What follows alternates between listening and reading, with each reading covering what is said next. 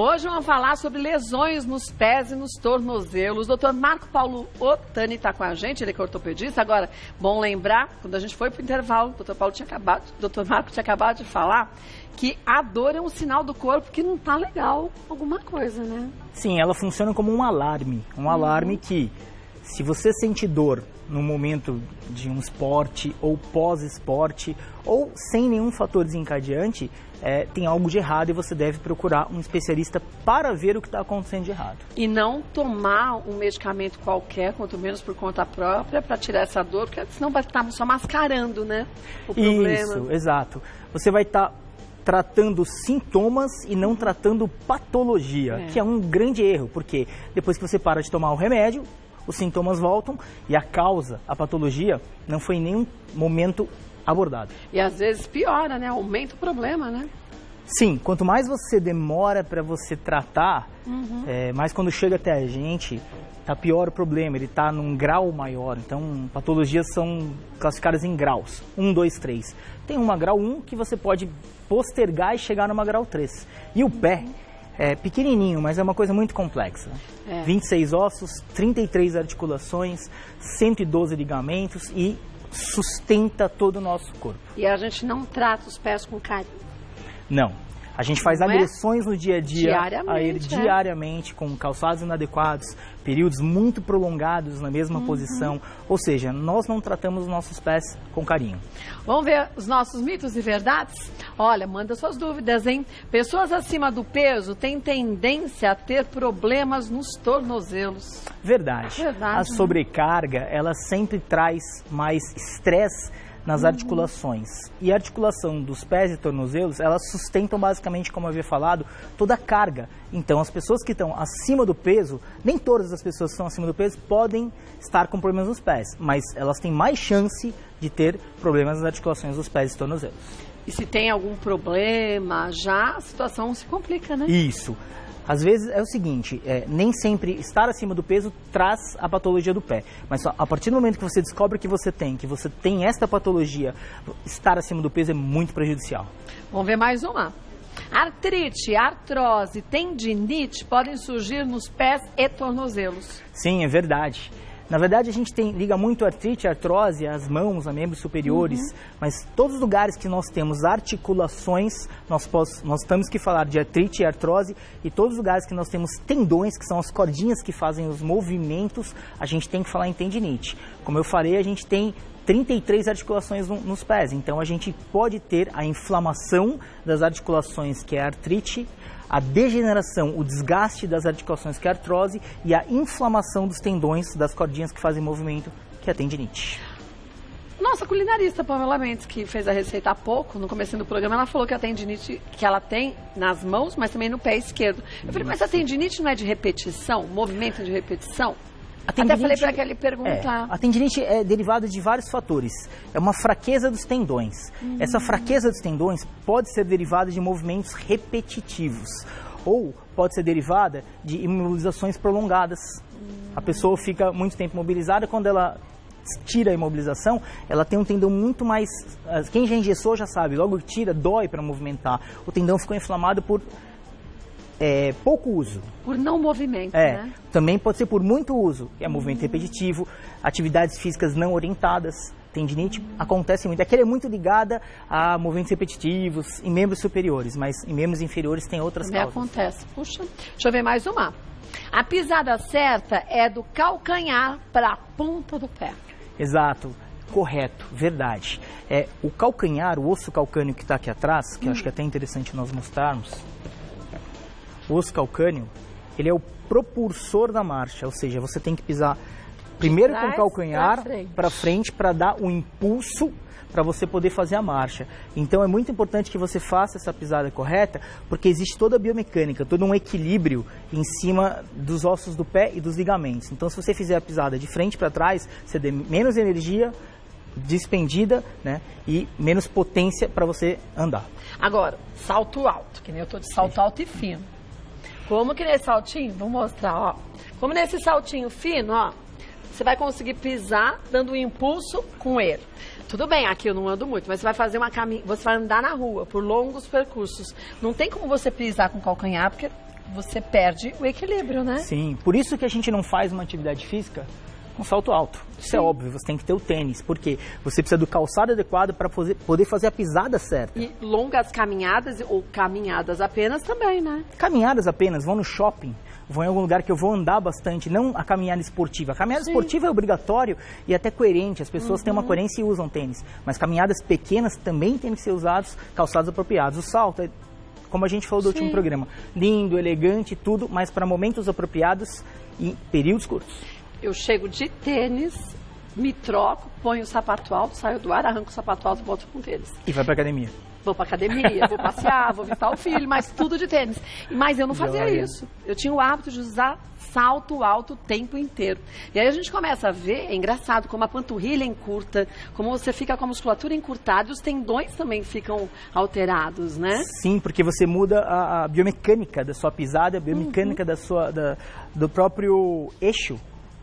Não é você só o pé, tem um eixo, né? Então o eixo, pode ver, o pé tem que ficar assim. Se o pé fica exatamente nessa posição, tem todos os tendões, tem toda a musculatura que vai ficar alterada com isso.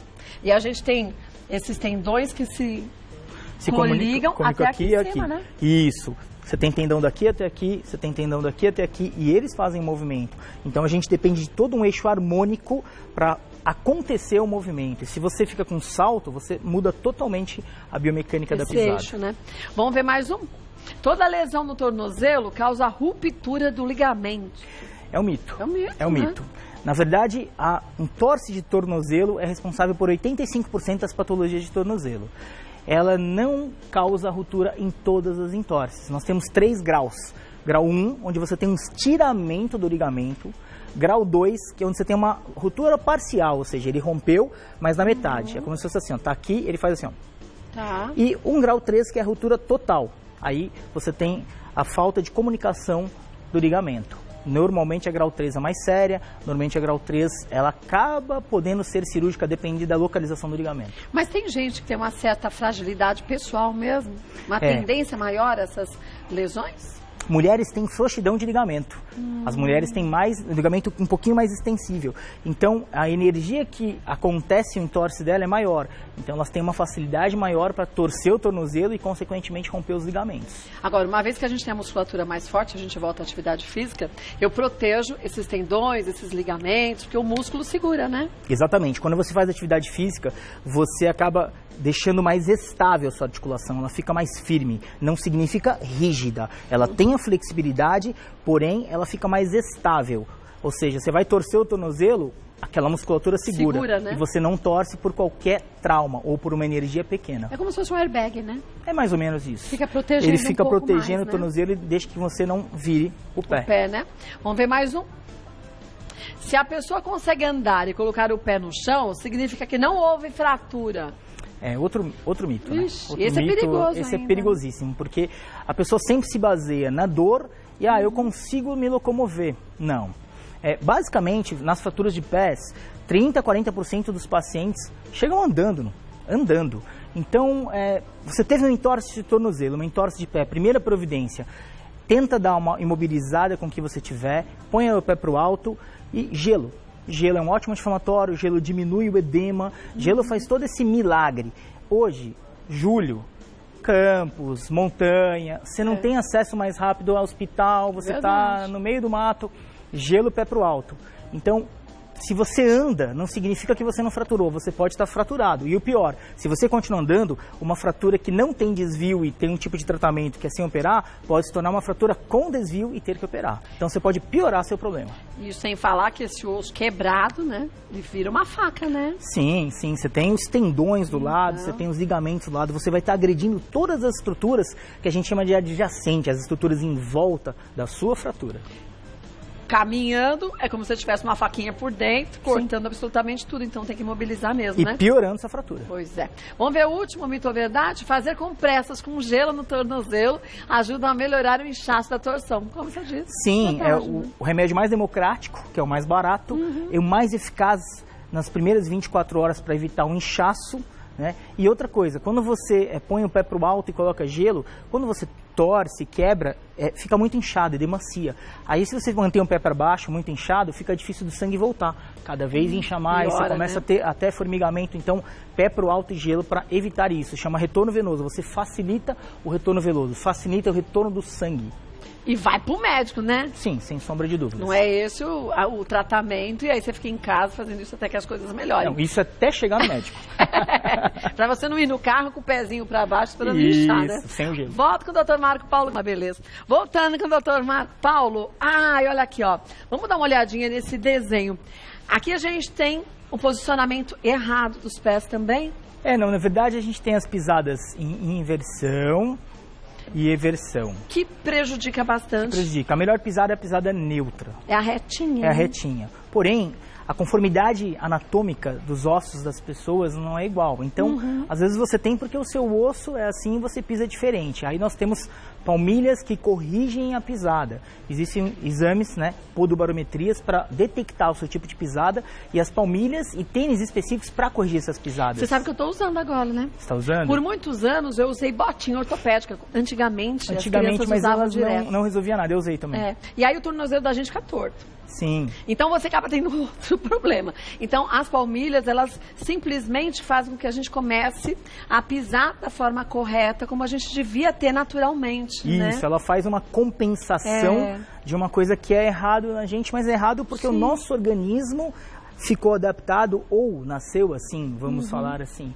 Agora, é muito importante que você procure um especialista para você poder fazer o exame, Verdade. um especialista em pé, um ortopedista para fazer os exames, pedir os exames e depois procurar lugares adequados que confeccionam palmilhas. Não é para comprar em qualquer canto, porque na embalagem está dito que é assim assado, porque eu posso ter o mesmo problema que você, mas formas diferentes e intensidades diferentes. Exatamente. Por isso que a palmilha tem que ser personalizada, né? Hoje a gente preza pela palmilha personalizada porque às vezes é em inversão a pisada, supinada, que eles falam, ou pronada em inversão, só que o grau é diferente de inclinação. Então a mesma palmilha não serve para você e não serve para mim. O tamanho da palmilha também tem que ser confeccionado para o seu pé.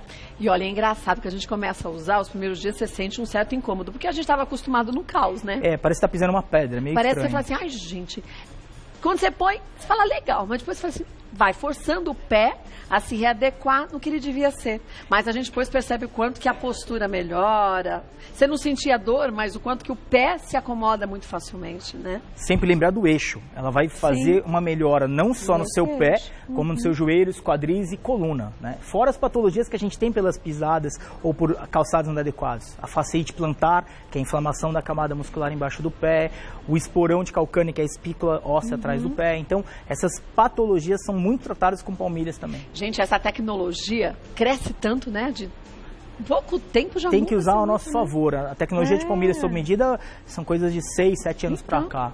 Era palmilha normal que se vendia. Hoje essas palmilhas são mais específicas e mais adequadas. É verdade.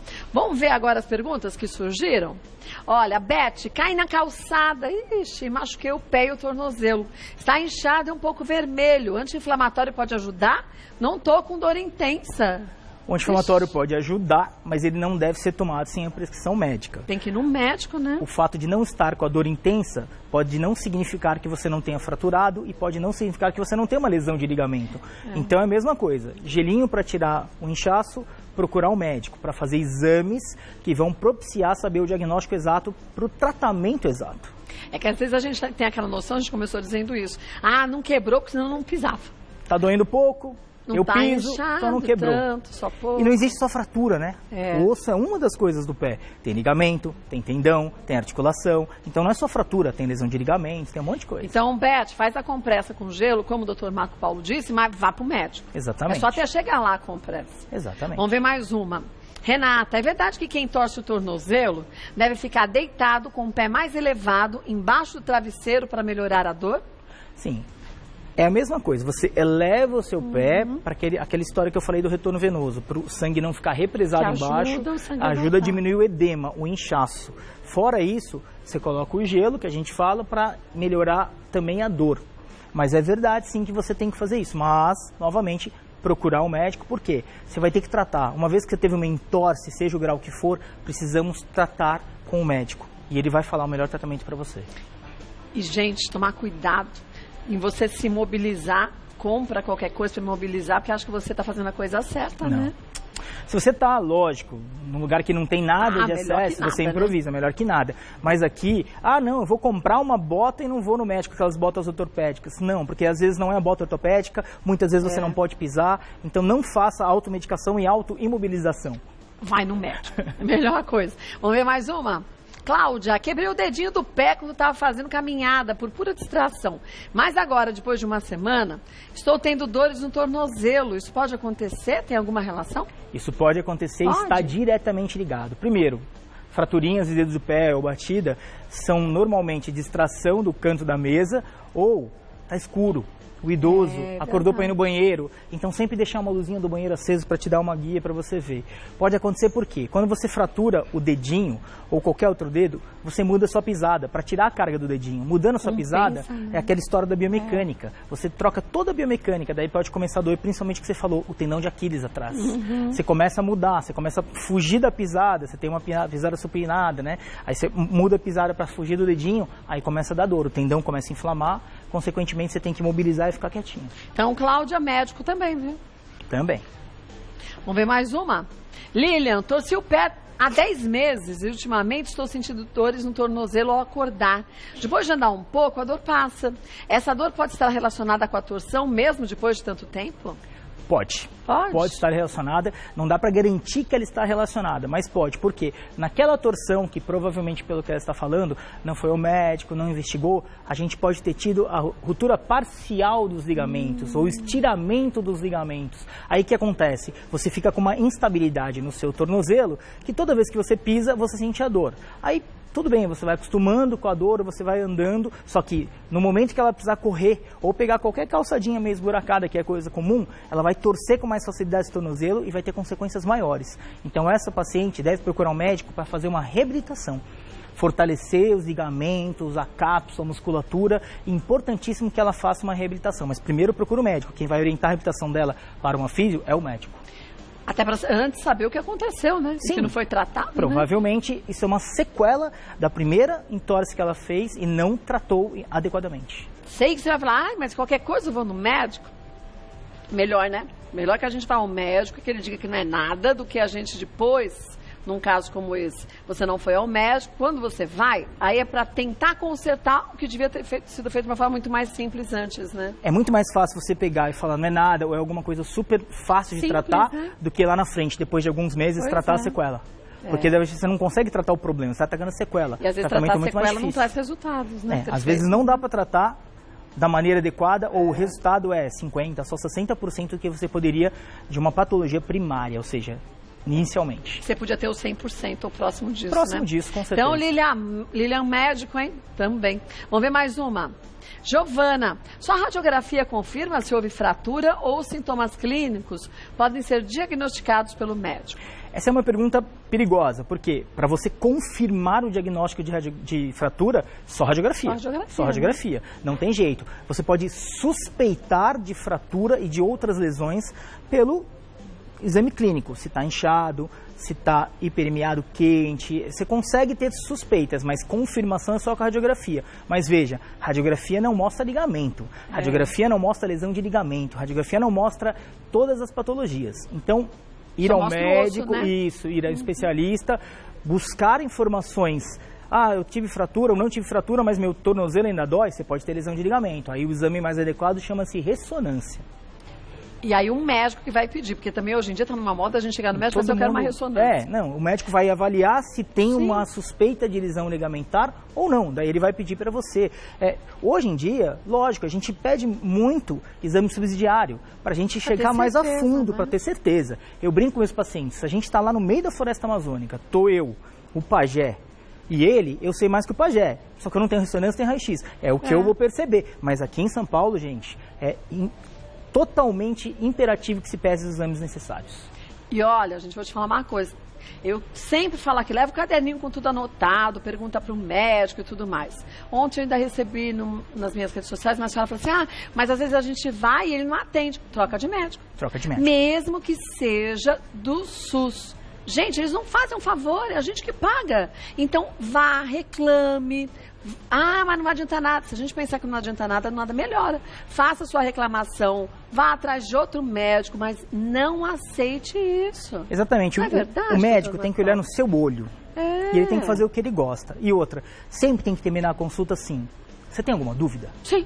Porque muitos pacientes, você falou, a gente tenta falar da maneira mais prática, mas ele sai cheio de dúvida. Daí ele sai do consultório, nossa, não sei nada do que ele falou. E não consegue fazer nada do que foi dito. Não consegue fazer absolutamente nada porque ele não absorveu. Então, as consultas minhas terminam. Você tem alguma dúvida? Aí, se precisar repetir, eu repito. Por quê? Porque ele não é obrigado a saber. Sim, ele está lá para isso, para ter informações comigo. Mas, às vezes, as pessoas se sentem humilhadas quando vão num sistema público de saúde e falam assim, não vou falar porque eu ainda não pago nada. Você paga bastante. Não. Então, não é por aí, gente. Não é o quê, é como fala.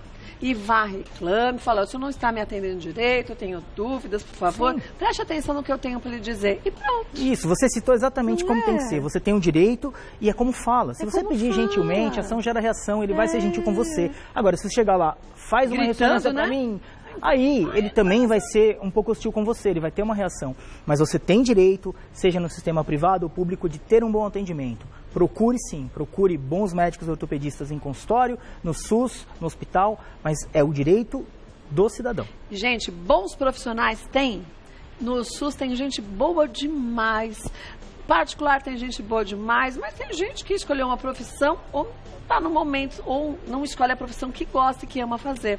Então é por isso que a gente tem que sinalizar para essa pessoa. Não Sim, eu acho que é tudo se você ama o que você faz. A gente estava conversando aqui falava disso no intervalo. Tem que amar o que faz. Então procura alguém que ama o que faz. Seja no SUS, vai qualquer ser lugar. Bem atendido em qualquer lugar, Com né? certeza. Giovana, já falamos, foi. Agora a próxima, Adriana. Tenho tendinite nos 2 pés. O que posso fazer para amenizar a dor? Você pode fazer alongamentos que vão ajudar a amenizar a dor, você pode colocar gelo que pode amenizar a dor, só que você tem que fazer um tratamento dessa tendinite. Né? Não tem como você fazer só os paliativos, só alongamento, só o gelo, toma um remedinho porque a vizinha falou que é bom.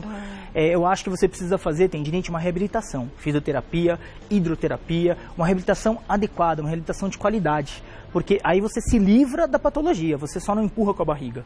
Então é muito importante que essa pessoa, essa paciente, essa telespectadora faça um tratamento, uma reabilitação com fisioterapia, se ela tem tendinite diagnosticada, fisioterapia, hidroterapia, acupuntura para dor, tem um leque muito grande para reabilitar. Mas quem vai te orientar é o médico. Sim. Porque esse espaço aqui que a gente tem, gente, é fantástico, porque eu aprendo demais todos os dias, sei que você é de casa também. Mas é prestação de serviços, é tirar dúvidas, vão aprender. Mas diagnóstico, ele é feito lá no consultório. Frente a frente com o médico, sim. E aí você faça as suas perguntinhas, como a gente disse, e siga a orientação do médico. Não se automedique, não se enfaixe sozinho. Mas enfaixar o que tem de problema pode trazer problemas, né? Sim, você não deve imobilizar sem orientação médica, não deve... E outra coisa, foi no médico, ele falou que tem que operar, não gostou, segunda opinião é melhor, sim. Terceira é melhor ainda. É verdade. Procure vários profissionais antes de decidir o seu tipo de tratamento. Muito importante isso. Hoje, eu lido 85% dos casos meus com reabilitação. Não de cirurgia. Não de cirurgia, você não precisa operar todas as patologias e nem sempre operar é a grande solução. E depois que você opera, você tem que reabilitar. Por que não tentar reabilitar primeiro e depois, se não der, operar? Você estava me dizendo de alguns casos, a gente conversava no intervalo, sim. De pessoas que conseguiram ultrapassar barreiras que nem se imaginava que conseguiam. Sim, tem um caso de um paciente coluna, dor, ele chegou no consultório andando, mancando.